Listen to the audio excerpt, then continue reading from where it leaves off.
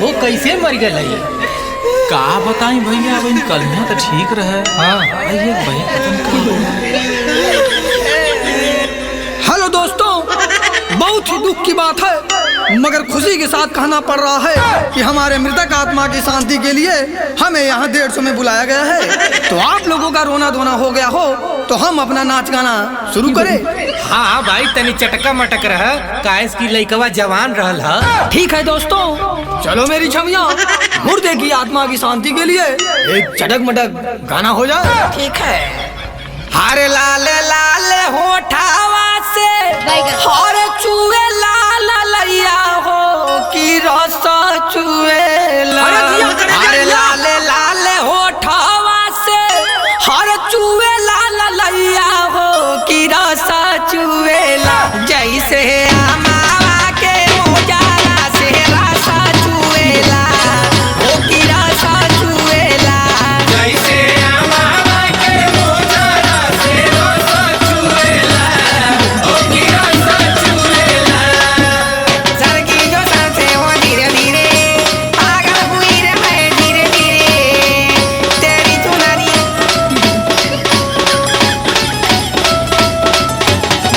ए आ गई सात समुंदर पार में तेरे।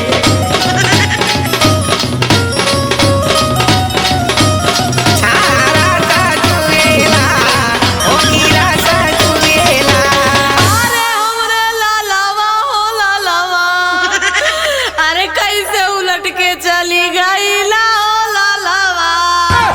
अरे भाई, ए सुनो, अगर मुर्दे से बात करना है तो 500 रुपये लगेगा।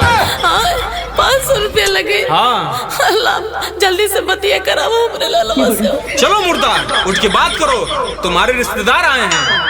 पालगी फुआ जियत लाला मरी सब कैसे हो गलो? करे बहु खानो न खैले रहले कि वैसे मरी गईला है। अरे बुआ, खाना खा के पानी पी लेनी। हाँ। तब ने सुरसुरी चढ़ल, बस वही में टपक गई नहीं। चल फुआ ठीक है, अब 500 रुपया के जो टाइमिया रहे खत्म हो गल, अब मर जाती। अरे हमरे हीरावा हो हीरावा, अरे अब के फुआ फुआ काई हो हीरावा। अरे हटाओ भाई, ये बीच में कहाँ से आ गई? पूरा मौसम बिगाड़ के रख दी। तू कौन है रे लड़कूत? हम फिरंगी ऑर्केस्ट्रा वाला हई। हमें मृतक की आत्मा की शांति के लिए बुलाया गया है। हमसे ताव में बतिया जी। क्या कहले हम? अरे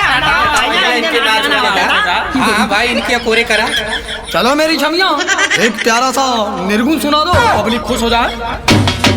हरे सुतेल संगा में खटिया पे, सुतेल संगा में खटिया पे, हाय सजिया सजाई के। सैया जी सैया जी सैया जी दिलवा हम मांगे ले गमछा बिछाई के। सैया जी दिलवा मांगे ले गमछा बिछाई के। सैया जी दिलवा मांगे ले गमछा बिछाई के।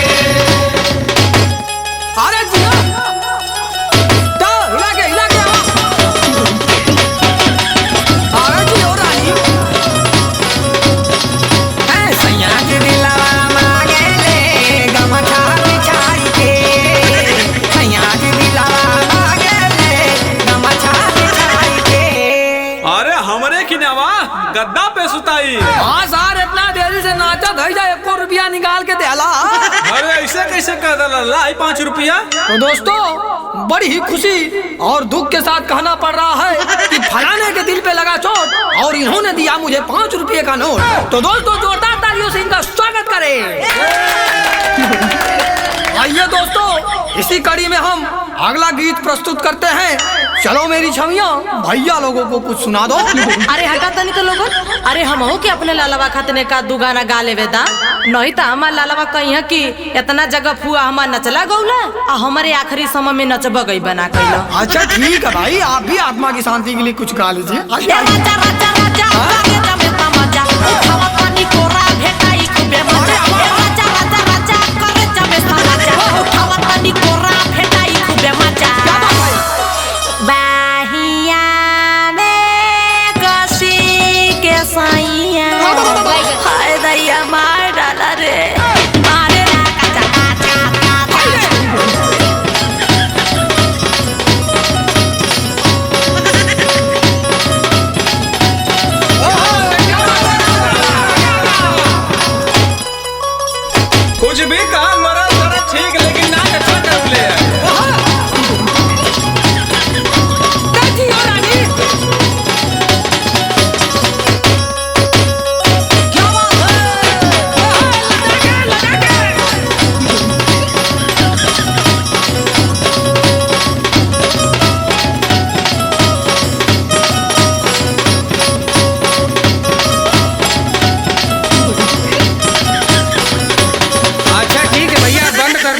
अब मुर्दे को ले जाने का समय हो गया है, कोई विदाई गीत हो तो गा दीजिए। जी जी जरूर जरूर। चलो मेरी छमिया एक विदाई गीत हो जाए। बहारो फूल बरसाओ मेरा महबूब आया है। क्या बात है, क्या बात है। मेरा महबूब आया। बहारो फूल बरसाओ मेरा महबूब आया है। मेरा महबूब